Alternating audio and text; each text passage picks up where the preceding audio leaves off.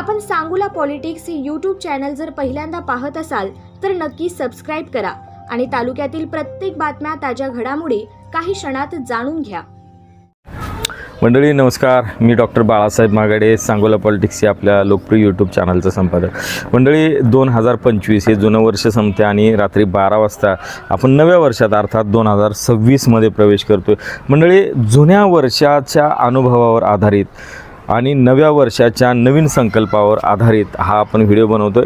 मंडळी आपल्याला माहीत आहे की रात्री 12 नंतर आपण 2026च्या नव्या वर्षात प्रवेश करतोय. मात्र जुनं जे वर्ष आहे या जुन्या वर्षात साधारण सांगोला शहर आणि तालुक्यामध्ये नेमक्या राजकीय असतील, सामाजिक असतील, आर्थिक असेल, शेतीविषयक असतील, अशा समाजाशी संबंधित असणाऱ्या विविध क्षेत्रांवर नेमके परिणाम काय झाले, नेमक्या कोणत्या घटना घडामोडी घडल्या याचा लेखाजोखा आपण या व्हिडिओत घेतोय. मंडळी 2025 वर्ष सांगोला तालुक्यातल्या सर्वसामान्य नागरिकांसाठी, शेतकऱ्यांसाठी हे फार अडचणीचं ठरलं, संकटाचं ठरलं. त्याचं महत्त्वाचं कारण म्हणजे अतिवृष्टी. मंडळी आपल्याला माहिती आहे की 2025 अर्थात या सरत्या वर्षामध्ये आपल्याला अतिवृष्टी या मोठ्या संकटाला सामोरं जावं लागलं आणि या संकटाला तोंड देत असतानाच शेतकऱ्यांपुढं अनेक त्या अनुषंगानं प्रश्न निर्माण झाले. कारण अनेक शेतकऱ्यांच्या शेतामध्ये गुडघ्या इतकं पाणी तयार झालं होतं, मोठी दलदल तयार झाली होती. जी पिकं रानामध्ये होती ती पिकं खराब झाली होती, त्याचं नुकसान मोठ्या प्रमाणात झालं होतं आणि या अतिवृष्टीचा जो फटका आहे तो पुढच्या अनेक महिन्यांसाठी शेतकऱ्यांना सहन करावा लागला. मंडळी याच्यातले एक दिलासादायक बाब आपल्याला सांगावं लागेल ते म्हणजे सांगोल्याचे विद्यमान आमदार डॉक्टर बाबासाहेब देशमुख यांनी या अतिवृष्टीग्रस्त शेतकऱ्यांसाठी मदत मिळावी यासाठी मोठे प्रयत्न केले आणि सांगोला तालुक्यातल्या शेतकऱ्यांसाठी तब्बल 90 कोटीच्या आसपास जी मदत निधी आहे किंवा रक्कम आहे ते आपल्या तालुक्याला मिळालेलं आहे. किंवा सोलापूर जिल्ह्यातली सर्वाधिक मोठी मदत निधी आहे ते आपल्या सांगोला तालुक्याला मिळालेली आहे. मंडळी या अतिवृष्टीचा जो दीर्घकालीन परिणाम जो आहे तर तो दीर्घकालीन परिणाम आज तागायत इथले शेतकरी भोगताना दिसत आहेत. जरी शासकीय मदत मिळाली असली तरीसुद्धा इथल्या शेतकऱ्यांना त्या नुकसानीचे जे चटके आहेत ते आज सहन करावे लागत आहेत. मंडळी त्यामुळे हा मुद्दा जो आहे अतिवृष्टीचा तर तो फार संवेदनशील बनला. मंडळी अतिवृष्टीच्या संदर्भातलं एक शेवटचं स्टेटमेंट मी करेन की अशा पद्धतीच्या अतिवृष्टीचा भविष्यात आपल्याला सामना करावा लागू नये किंवा अशा अतिवृष्टीमुळं जास्तीचं नुकसान होऊ नये. कारण अतिवृष्टी ही कोणाच्या हातातली गोष्ट नाही, नैसर्गिक एक संकट आहे. परंतु अशा ज्या नैसर्गिक संकटाला कमीत कमी यातून नुकसान व्हावं किंवा याला धीरानं सामोरं जाता यावं यासाठीचे दीर्घकालीन जे काही उपाय आहेत किंवा उपाययोजना आहेत त्यावर प्राधान्याने काम करणं गरजेचं आहे. हा एक महत्त्वाचा मुद्दा आहे. मंडळी आपलं सांगोला पॉलिटिक्स हे चॅनल आहे त्यामुळं पॉलिटिक्सवर अर्थात राजकारणावर बोलणं हे फार महत्त्वाचं आहे. मंडळी सरत्या वर्षात अर्थात 2025मध्ये साधारणतः 4 ते 5 महिने हे निवडणुकीच्या मूडमध्ये गेलेले आहेत. कारण सांगोला नगर परिषदेच्या निवडणुकीचा माहोल सुरू होता आणि या सगळ्या माहोलामध्ये आपल्याला माहीत आहे की सांगोला पॉलिटिक्सनं अत्यंत ताकदीनं, कणखरपणे, निपक्षपातीपणे पत्रकारिता केली आणि या निवडणुकीचं जे कव्हरेज आहे सर्वव्यापी कव्हरेज, सर्वपक्षीय कव्हरेज आपण देण्याचा प्राधान्यानं प्रयत्न केला. एखाद्याच्या पारड्यात थोड्याफार जास्त बातम्या पडल्या असतील तर काही ठिकाणचे कार्यकर्ते नाराज असू शकतात, परंतु आपला कदापि तसा हेतू नव्हता. कार्यव्यापामुळं किंवा आपल्याकडं असलेल्या आपली जी क्षमता आहे ती कमी क्षमता असल्यामुळं, मनुष्यबळ कमी असल्यामुळं कदाचित थोडंफार कमी अधिक ह्या गोष्टी झाल्या असू शकतात, परंतु आपण ताकदीनं कव्हरेज केले या ठिकाणी मी नमूद करतो. मंडळी सांगोला नगर परिषदेच्या निवडणुकीच्या निमित्तानं सांगोल्यातलं जे राजकीय वातावरण आहे प्रचंड तापलेलं दिसून आलं. सरत्या वर्षातलं ते एक महत्त्वाचं वैशिष्ट्य आपल्याला समजावं लागेल. कारण सांगोला नगर परिषदेनिमित्तानं सांगोला शहर विकास आघाडी ही एका बाजूला होती, दुसऱ्या बाजूला शिवसेना जी आहे ती शिवसेना होती शहाजी बापूंची आणि तिसऱ्या बाजूला PC झपके सर यांचं पॅनल होतं. मंडळी ही तिरंगी लढत होती. सोबत अपक्षही बाकीचे इतर पक्ष नसलेले अशा अनेक अपक्ष मंडळ होती. परंतु शेतकरी कामगार पक्ष, भारतीय जनता पक्ष, दीपक आबा साळुंखे पाटील यांचा गट, शिवसेना आणि PC झपके सर असे एक तिरंगी जी लढत आहे ती प्राधान्याने आपल्याला पाहायला मिळाली. मंडळी सरत्या वर्षातलं हेच महत्त्वाचं वैशिष्ट्य आहे ते म्हणजे या निवडणुकीमध्ये जी मातबर सगळी नेते मंडळी होती त्या नेते मंडळींनी एकमेकावर प्रचंड प्रमाणात टीका केली. ही टीका भाषणांमधून कमी प्रमाणात झाली असली तरी ही टीका सांगोला पॉलिटिक्सवर झालेल्या आणि गाजलेल्या राजकीय मुलाखतींमुळे सुद्धा समोर आल्याचं दिसून आलेलं आहे. कारण मंडळी आजही आपण सांगोला पॉलिटिक्सवर माजी आमदार शहाजी बापू असतील, माजी आमदार दीपक आबा असतील, आमदार बाबासाहेब देशमुख असतील आणि सर्वांगीण इतर सगळ्या पक्षाचे जी नेते मंडळी असतील यांच्या ज्या मुलाखती आपण प्रसिद्ध केल्या त्या मंडळी आज ही तुफान चालताना दिसत आहेत. त्याला मोठा प्रतिसाद मिळतो आहे. मला सातत्याने याबद्दलच्या कमेंट येतात, मेसेज येतात आणि फोनसुद्धा येताना दिसत आहेत. तर मंडळी सरत्या वर्षातलं 2025मधलं हे महत्त्वाचं वैशिष्ट्य म्हणजे राजकीय आरोप प्रत्यारोपांनी हे वर्ष मोठ्या प्रमाणात गाजलेलं आहे. मंडळी या सगळ्या गोष्टींमध्ये एक गोष्ट आपल्याला प्राधान्याने लक्षात घ्यावं लागेल, ती म्हणजे सांगोलेची जी संस्कृती आहे ती स्वर्गीय भाई गणपतराव देशमुख यांच्या विचारांनी घडलेली राजकीय संस्कृती आहे. आणि या राजकीय संस्कृतीमध्ये कधी नव्हे ते यावेळेस इतक्या मोठ्या प्रमाणात आरोप प्रत्यारोप झाले आणि यामध्ये अग्रभागी होते माजी आमदार शहाजी बापू पाटील. कारण शहाजी बापू पाटील आणि माजी आमदार दीपक आबा हे जवळचे मित्र आहेत आणि ह्या मित्रांमधलं जे भांडण आहे त्या भांडणामुळे या राजकारणाला एक वेगळी कलाटणी मिळाली आणि त्याच्यातनं आरोप प्रत्यारोप झाले. मात्र या सगळ्या ठिकाणांमध्ये शहाजी बापू हे अग्रभागी होते आणि त्याचं महत्त्वाचं कारण होतं ते म्हणजे सांगोला शहर विकास आघाडीमध्ये भाजपनं त्यांना सोबत घेतलं नव्हती, त्यांची खंत होती आणि त्यापोटी त्यांनी टीका केलेली आहे. राजकारणाचा हा भाग थोडा आपण बाजूला ठेवूया. परंतु मंडळी या सगळ्या वर्षभरातल्या सगळ्या गोष्टींच्या अनुषंगानं जी शेवटची जी काही या वर्षातली 3-4 महिने जे आहेत सरत्या वर्षातली, तर हे 3-4 महिने जे आहेत ते राजकीय घटनाघडामोडींनी प्रचंड प्रमाणात गाजलेले आपल्याला दिसून आले. म्हणजे याच अनुषंगानं राजकीय मुद्द्याच्या अनुषंगानं आपल्याला आणखी काही गोष्टी सांगायच्या झाल्या तर ते म्हणजे चालू वर्षामध्ये भारतीय जनता पक्षानं सांगोलेच्या राजकारणामध्ये केलेला दमदार प्रवेश. कारण भारतीय जनता पक्षानं या सांगोला नगर परिषदेच्या निवडणुकीच्या माध्यमातून प्रचंड ताकद लावली. स्वतःचा नगराध्यक्षपदाचा उमेदवार कमळ चिन्हावर उभा केला, तो उमेदवार पराभूत झाला. मात्र जी झुंज दिली ही झुंज सांगोलेकरांच्या लक्षात राहणारी होती. म्हणजे हा एक महत्त्वाचा मुद्दा. आणि दुसरा ह्याच्यातला महत्त्वाचा मुद्दा म्हणजे भारतीय जनता पक्षाला आजपर्यंतच्या सांगोला नगर परिषदेच्या निवडणुकीच्या इतिहासात इतक्या मोठ्या प्रमाणात घवघवीत यश कधीही मिळालं नव्हतं.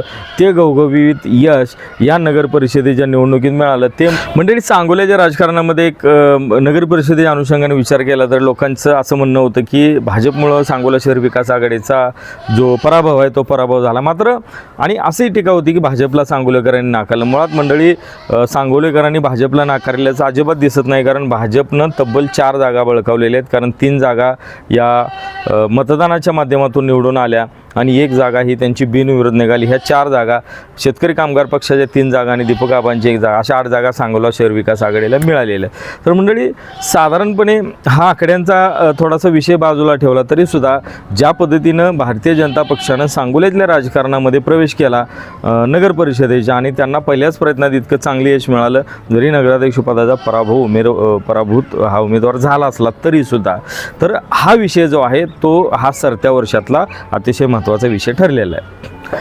आता दुसरा विषय याच्यातला तो महत्त्वाचा विषय म्हणजे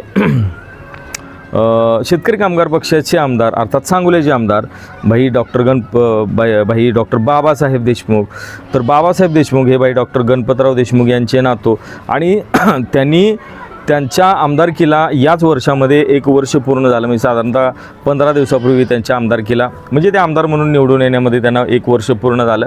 आणि वर्षभराच्या कालावधीमध्ये आमदार डॉक्टर बाबासाहेब यांनी सांगोल्यातल्या इथल्या प्रश्नांच्या संदर्भात, इथल्या मुद्द्यांच्या संदर्भात, इथल्या राजकीय वातावरणाच्या संदर्भात, इथल्या वेगवेगळ्या प्रश्नांच्या संदर्भात ज्या भूमिका घेतल्या ह्या भूमिका फार आशादायी आहेत.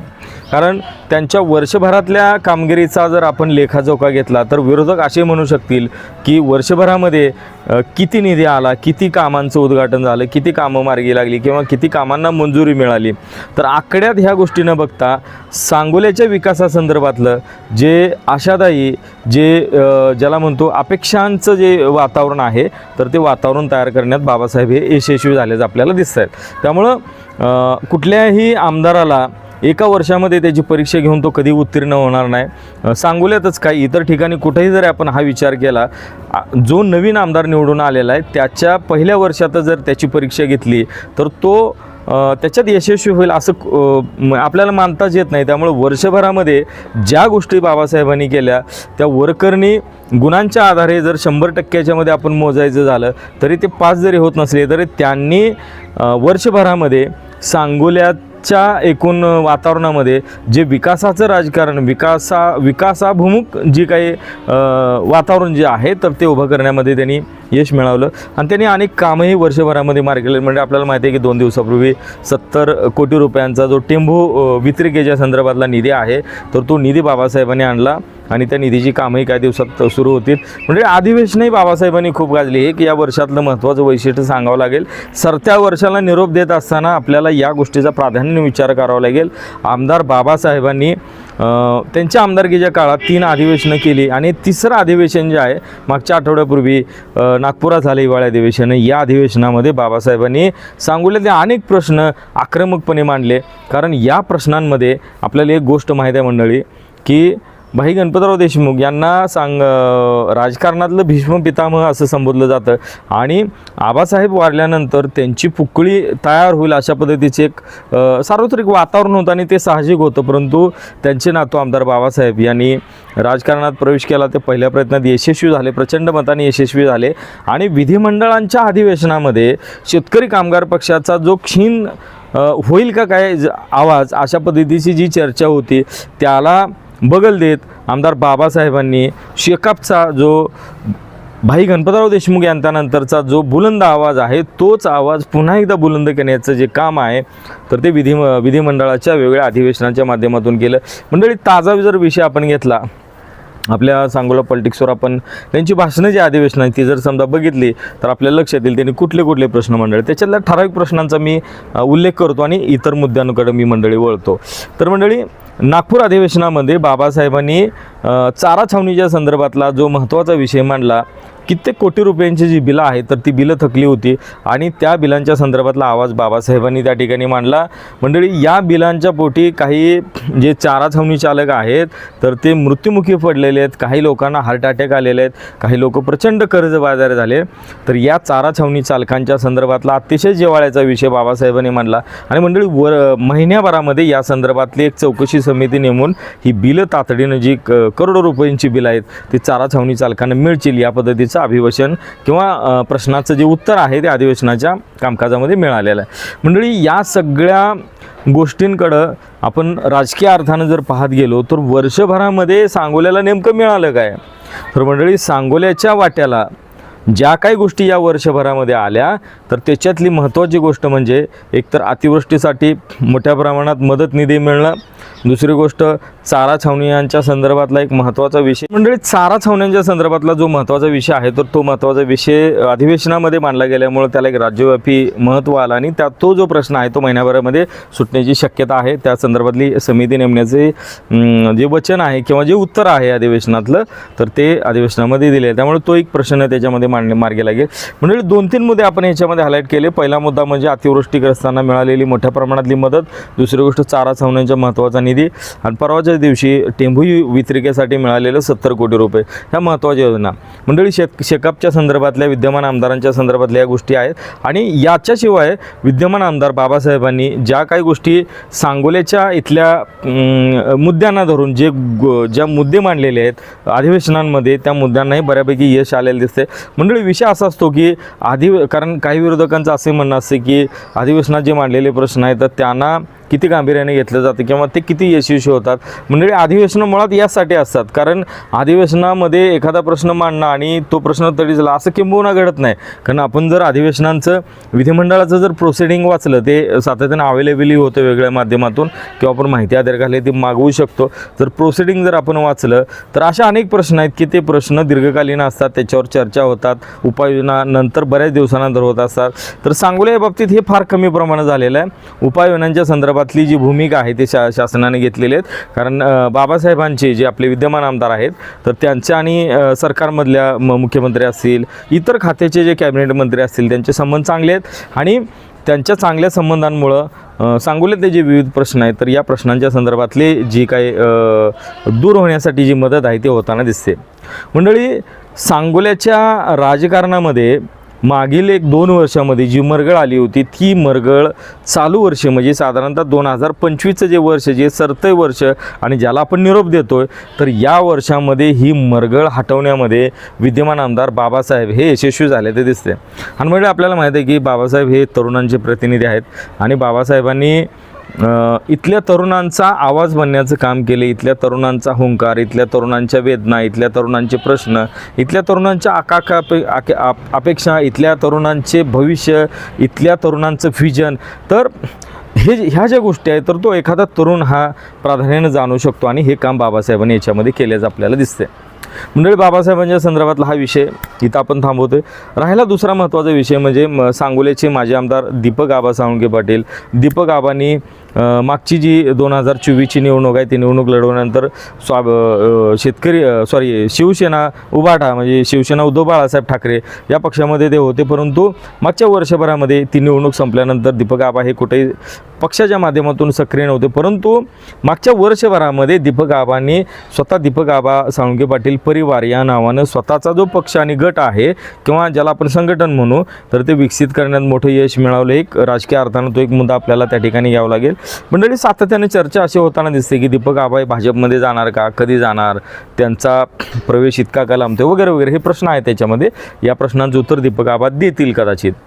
मंडळी, दीपक आबांच्या संदर्भातली जी राजकीय चर्चा सातत्याने होते इथंच दीपक आबांचं यश आपल्याला दिसते.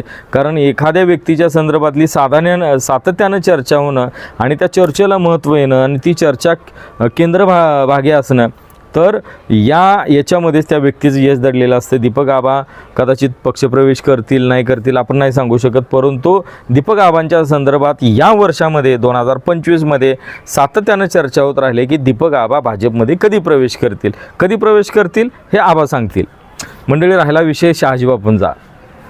शहाजी बापूंनी चालू निवडणुकीमध्ये म्हणजे चालू वर्षामध्ये नगर परिषदेच्या निवडणुकीत शेतकरी कामगार पक्षाला अंगावर घेतलं, भाजपला अंगावर घेतलं आणि त्यांची जी तोफ आहे ती जवळच्या बाजूनं फार धडाडताना दिसत होती. कारण जवळेकर अर्थात दीपक आबा हे त्यांचे जुने मित्र होते आणि जुन्या मित्राकडं कधी नव्हे ते तोफेचं तोंड केलं आणि जवळच्या दिशेनं त्यांनी तोफेचे बार उडवण्यास सुरुवात केली. मंडळी, हे तोफेचे बार दीपक आबांनी ही आपापल्या माध्यमातून आपापल्या ताकदीनं परतवून लावण्याचं काम केलं आणि हे तोफेचे उडालेले बार हे परत जाऊन महोदात पडले आणि महोदात त्या तोफांनी धमाका केला.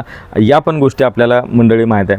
मंडळी, राजकारणातल्या गमती हा भाग विनोदाचा जरी बाजूला सोडला तरीसुद्धा सांगोल्याच्या या सुसंस्कृत वातावरणामध्ये टोकाची टीका करणं, आरोप करणं, प्रत्यारोप करणं ही जी संस्कृती आहे ही संस्कृती यापूर्वी कधीही नव्हती. या गोष्टी होत होत्या परंतु काही टप्प्यांपर्यंत होत्या. भाई गणपतरावांनी आबासाहेबांनी या गोष्टीच्या संदर्भातला जो संस्कार आहे ते संस्कार घालवून दिले. मंडळी, याच्यातला एक महत्त्वाचा मुद्दा दीपक आबांच्या संदर्भात सातत्याने चर्चा होते आणि या चर्चेला पूर्णविराम हा येत्या काही दिवसात म्हणजे नवीन वर्षात होईल असं दिसतंय. कारण त्यांनी मधल्या त्यांच्या मेळाव्यामध्ये या गोष्टी स्पष्ट केल्या होत्या की मी लवकरच झेंडा हाती घेऊ आणि माध्यमांशी बोलताना पत्रकारांनी केलेल्या प्रश्नालाही म्हणत होते हो कदाचित मी भाजपमध्ये जाईन. मंडळी, या गोष्टी नवीन वर्षात होतील. ह्या तिन्ही नेते मंडळींच्या संदर्भातला जो लेखाजोखा याच्यामध्ये आपण मंडळी मांडला. आता आपण येऊया सर्वसामान्य जनतेकडं. नेत्यांचं झालं, नेत्यांनी नेमकं काय केलं वगैरे वगैरे ह्या गोष्टी झाल्या. मंडळी, इथला जो नागरिक आहे, शहरातला नागरिक आहे, ग्रामीण भागातला नागरिक आहे, तर तो विविध समस्यांनी त्रस्त आहे. तर याचाही लेखाजोखा आपण मांडणं गरजेचं आहे. कारण जुन्या वर्षाला निरोप देऊन नव्या वर्षात आपण प्रवेश करत असताना जुन्या वर्षातल्या ज्या काय समस्या आहे, प्रश्न आहेत त्याच्याबद्दलही आत्मचिंतन करणं गरजेचं आहे. त्याच्याबद्दलही विचार करणं गरजेचं आहे आणि तेच व्हिजन नवीन वर्षामध्ये एक व्हिजन म्हणून निर्णय म्हणून घेणं गरजेचं आहे. म्हणजे आपल्याला माहिती आहे की सांगोला तालुक्यातले अनेक रस्ते जे आहेत खराब आहेत. या रस्त्यांच्या संदर्भात सातत्यानं लोकांकडून तक्रारी होत असतात. लोक तक्रारी करून दमतात परंतु हे रस्ते मार्गी लागत नाहीत. विद्यमान आमदार बाबासाहेब हे तरुण तडफदार नेतृत्व आहे, विकासाभिमुख नेतृत्व आहे. तर ते येत्या वर्षामध्ये 2026मध्ये कदाचित त्यांच्या हातून हे काम होईल अशी आपण अपेक्षा बाळगूया. म्हणजे याच्यातलं एक उदाहरण द्यायला तर कडलास ते सांगोला आणि जवळा ते साधारणतः सांगोला हा जो रस्ता आहे तो प्रचंड खराब झालेला आहे. साधारण कडलासपासून पुढं कडलाच्या बाहेर 1.5-2 किलोमीटर प्रचंड खराब झालेला रस्ता आहे. वारंवार डागडुजी होते. याही संदर्भातला विषय. म्हणजे अजून एक मुद्दा आपण ह्याच्यामध्ये नमूद करावा लागेल. तो मुद्दा ह्याच्यातला म्हणजे अतिवृष्टीच्या वेळेस ज्यावेळेस कडलास सांगोला रोडवर पुलावर रस्त्यावर जे पाणी आलं होतं आणि त्या पाण्यामुळं जे काही भटक्या विमुक्त समाजातली जी वसाहत आहे, वस्ती आहे, त्याच्यामध्ये प्रचंड पाणी गेलं आणि प्रचंड नुकसान झालं. तर त्याच्या संदर्भात उपाय होणं गरजेचं आहे. मंडळी, सांगोला ते महूद हा जो मार्ग आहे, या मार्गावर सुद्धा पूल वाहून गेला होता. पुलाचं काम चालू होतं, पण जे काम चालू होतं तेही वाहून गेलं. रस्ता जवळपास 2-3 दिवस साधारण मंडळी ते बंद होता. त्याच्यामुळं प्रचंड गैरसोय तिथल्या नागरिकांची झाली. त्यामुळं पुढच्या वर्षामध्ये पावसाळा येणार नाही, अतिवृष्टी येणार नाही असं समजून आता चालणार नाही. पुढच्या संकटांचा जो वेध आहे तो आताच घ्यावा लागेल आणि त्याच्यावरच्या उपाययोजना जर आपण आत्ता केल्या तर आपण त्याच्यामध्ये यशस्वी होऊ शकू. तर त्यामुळे मंडळी, असे जे प्रश्न आहेत, रस्त्यांचे प्रश्न असतील, पुलांचे प्रश्न असतील, वेगवेगळ्या आपत्तीच्या संदर्भातले याच्यावर सजग राहणं महत्त्वाचं आहे. आणि म्हणजे याच्यातला महत्त्वाचा मुद्दा असा तो म्हणजे इथले जे सगळे लोकप्रतिनिधी आहेत, विद्यमान आमदार असतील, माजी आमदार असतील, तर यांनी सातत्यानं जनतेकडून ज्या सूचना येतात, जनता काय नेमकं म्हणते यांच्या मनातलं ओळखायला शिकलं पाहिजे. कारण राजकारणामध्ये यश मिळेल, अपयश मिळेल, जय होईल, पराजय होईल, वरचढ गोष्टी होत राहतील, 19-20 सगळं होत राहील. बरं, हे सगळं होत असताना सर्वसामान्य जी जनता आहे, सर्वसामान्य जो नागरिक आहे आणि ज्याच्या जीवावर आपण राजकारण करतो, तर त्यांना विसरता कामा नये. तर त्यांच्याकडं, त्यांच्या प्रश्नांकडं, त्यांच्या भावनांकडं प्राधान्यानं लक्ष देण्याची गरज आहे. आणि हे नव्या वर्षामध्ये 2026मध्ये ही सगळी राजकीय मंडळी करतील. हा एक जेजला भाग. मंडळी, 1 मिनिटात हा व्हिडिओ संपवतोय.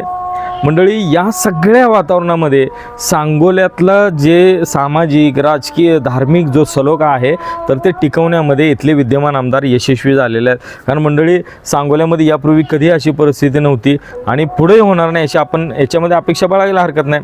पण तो सांगोल्यामध्ये सामाजिक सलोखा जो आहे तर तो टिकवण्यामध्ये वर्षभरात विद्यमान आमदार बाबासाहेब हे यशस्वी झाल्याचं दिसतंय. मंडळी, सांगोल्याच्या गुन्हेगारी संदर्भात ही आपल्याला, कारण इतर क्षेत्र आपण कव्हर केले, पण गुन्हेगारी संदर्भात, क्राईमच्या संदर्भात ही आपल्याला बोलावं लागेल. क्राईमच्या संदर्भात एक गोष्ट प्राधान्याने सांगावं लागेल की जो गुटखा आहे, जो अवैध आहे, शासनानं त्याला अवैध वस्तू म्हणून घोषित केलेला आहे. तर या गुटख्याच्या संदर्भात सांगोल्यात सातत्यानं कारवाई होताना दिसतात, पोलिसांकडून सातत्यानं ॲक्शन घेताना दिसतं. परंतु मंडळी, ह्याचं समूळ उच्चाटन जे आहे तर ते उच्चाटन होणं फार गरजेचं आहे. कारण कारवाई सातत्यानं होत असताना पोलिसांचं कौतुक होईल, पोलिसांची प्रसिद्धी होईल, परंतु याच्यामध्ये सातत्य ठेवणं, याच्यामध्ये या गोष्टी होणारच नाहीत. या संदर्भातली जी उपाययोजना आहे ती पोलीस खात्याकडनं करणं हे प्राधान्याने गरजेचं आहे. आणि याची यंत्रणा सक्षमपणे होते की नाही, तर ह्या ज्या गोष्टी आहेत तर ह्या गोष्टी आपण प्राधान्यानं इथल्या लोकप्रतिनिधींनी, माजी लोकप्रतिनिधींनी विचारात करणं गरजेचं आहे. कारण मोठ्या प्रमाणातला जो वर्ग आहे तर तो व्यसनांच्या आहारी जाताना दिसतोय. मंडळी, याच्यात अजून एक महत्त्वाची गोष्ट सांगता येईल की गुन्ह्यांच्या संदर्भामध्ये वर्षभरांमध्ये आपल्याला खून, मारामारीचे जे गुन्हे आहेत तर ते फार कमी प्रमाणात झाल्याचं दिसलं.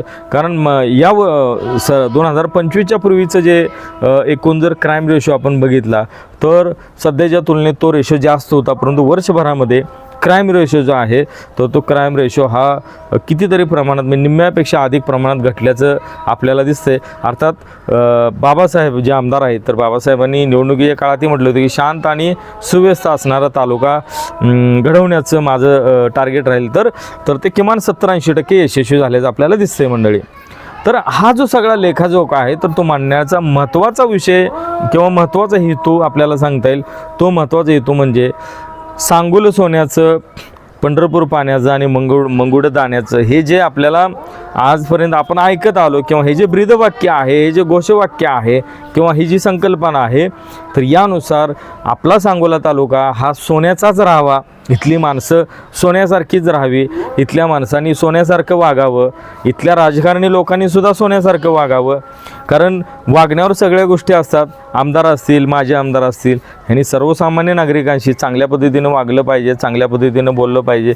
कुठल्याही पद्धतीचा अहंकार मनामध्ये ठेवता कामा नये. कारण पदं येतात जातात, माणसाचा स्वभाव, माणसांचं बोलणं, माणसांचं व्यक्तिमत्व, माणसांमधले इतर जे गुण आहेत, व्यक्तिमत्वातले गुण आहेत, तरी व्यक्तिमत्वातले गुण ध्यानात राहत असतात. पदं येतात आणि जातात, पदं ही तात्कालिक असतात.